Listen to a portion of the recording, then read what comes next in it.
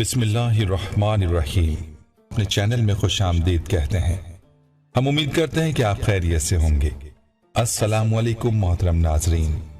مجبوری انسان سے کچھ بھی کروا سکتی ہے، لیکن یاد رہے کہ جب دل کے اندر اللہ کا خوف موجود ہو تو پھر آپ ہر قسم کے حالات کا مقابلہ کر سکتے ہیں اور اپنے آپ کو ہر طرح کے گناہ سے بچا ڈالتے ہیں۔ آج کی ویڈیو میں ہم آپ کو ایسی ہی ایک لڑکی کی کہانی سنانے جا رہے ہیں کہ جس کے دل میں اللہ کا خوف تھا، جس کی وجہ سے اس نے اپنے آپ مشکل ترین حالات میں بھی گناہ سے بچا ڈالا۔ اس لڑکی کی کہانی ملاحظہ فرما لیجئے۔ کہتے ہیں کہ بغداد میں ایک نوجوان رہا کرتا تھا۔ وہ بہت خوبصورت تھا اور اس کا کام نال سازی تھا۔ وہ نال بناتا بھی تھا اور گھوڑے کے سموں یعنی پیروں پر چڑھاتا بھی تھا۔ یہی اس کا پیشہ تھا۔ نال بناتے وقت تپتی بھٹی میں سرخ شولوں کے اندر وہ نال رکھتا اور پھر آگ میں اسے کسی جمور یا کسی اوزار کے ساتھ نہیں پکڑتا، بلکہ آگ میں ہاتھ ڈال کے اس تپتے ہوئے شولے جیسے نال کو نکال لیتا اور اپنی مرضی کے مطابق اسے شکل دیتا تھا۔ اس کی اس حرکت کی وجہ سے لوگ اسے دیوانہ کہتے اور حیران بھی ہوتے تھے کہ اس پر آگ کا کوئی اثر نہیں ہوتا۔ ایک مرتبہ کسی دوسرے شہر کا ایک شخص وہاں آیا۔ جب اس نے یہ ماجرا دیکھا تو اس کو تجسس ہوا کہ یہ کیسے ہو سکتا ہے، لہٰذا وہ اس ماجرے کو جاننے کے لیے بےتاب ہو گیا۔ اس نے نوجوان سے پوچھا کہ اسے گرم لوہا پکڑنے سے کیوں کچھ نہیں ہوتا، تو اس نوجوان نے جواب دیا کہ وہ جلدی میں لوہے کو اٹھا لیتا ہے اور اب اس پر ایسی کیفیت طاری ہو گئی ہے کہ اب میرا ہاتھ اسے برداشت کرنے کا عادی ہو گیا ہے اور اسے کسی جمور یا پلاس کی ضرورت نہیں پڑتی۔ لیکن اس بات پر اس شخص کو یقین نہ ہے۔ اس نے کہا کہ میں اس بات کو نہیں مانتا، یہ تو کوئی اور ہی بات ہے۔ اس نے نوجوان سے کہا کہ مجھے اس کی حقیقت بتاؤ، جس پر نوجوان نے کافی ٹالنے کی کوشش کی، لیکن وہ شخص پھر بھی اس کی وجہ جاننے پر بضد رہا اور نوجوان سے اصرار کرنے لگا، جس پر اس نوجوان نے اسے اپنی کہانی اس طرح سے سنائی۔ اس نوجوان نے بتایا کہ میری بستی میں ایک نہایت حسین و جمیل لڑکی تھی اور اس کے والدین عمرے کے لیے گئے، لیکن پھر کبھی واپس نہ آئے، کیونکہ کسی حادثے کا شکار ہو کر وہ دونوں فوت ہو گئے تھے۔ اس طرح سے یہ لڑکی بے یار و مددگار اس شہر میں رہنے لگی۔ وہ لڑکی پردے کی پلی ہوئی تھی، کیونکہ وہ گھر کے اندر رہنے والی لڑکی تھی۔ اب اس کو سمجھ نہیں آتی تھی کہ زندگی کیسے گزارے۔ فاقوں سے پریشان ہو کر آخر کار نہایت غمزدہ اور پریشانی کی حالت میں اس لڑکی کو گھر سے نکلنا پڑا۔ ایک دن اس نے میرے دروازے پر دستک دی اور کہا، کیا ٹھنڈا پانی مل سکتا ہے؟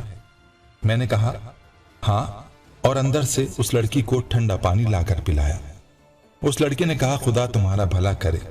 میں نے اس سے پوچھا، کیا تم نے کچھ کھایا بھی ہے کہ نہیں؟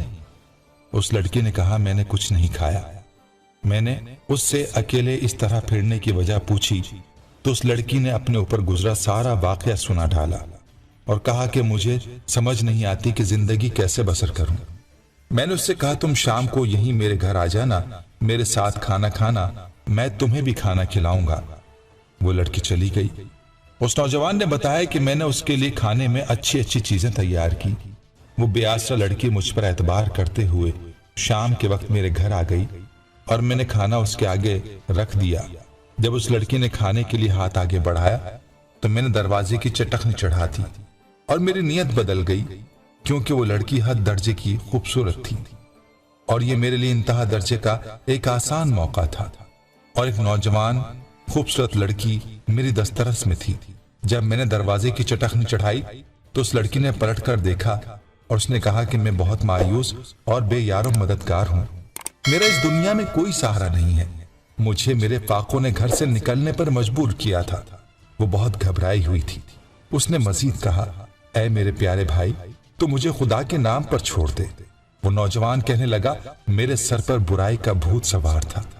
میں نے اس سے کہا کہ ایسا موقع مجھے کبھی نہیں ملے گا، میں تمہیں نہیں چھوڑ سکتا۔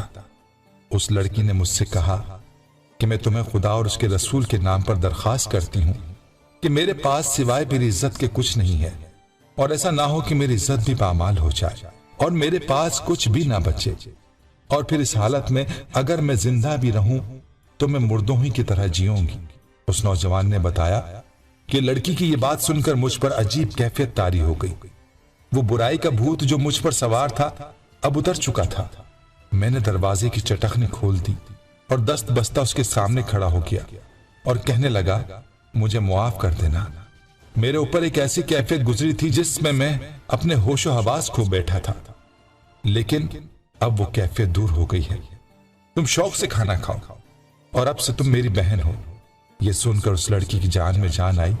اس نے کہا اے اللہ میرے اس بھائی پر دوزخ کی آگ حرام کر دے۔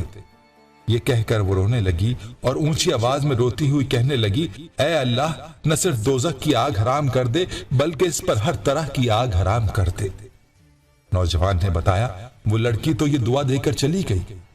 اس کے کئی دن بعد ایک دن میرے پاس زنبور نہیں تھا اور میں دھوکنی چلا کر نال گرم کر رہا تھا۔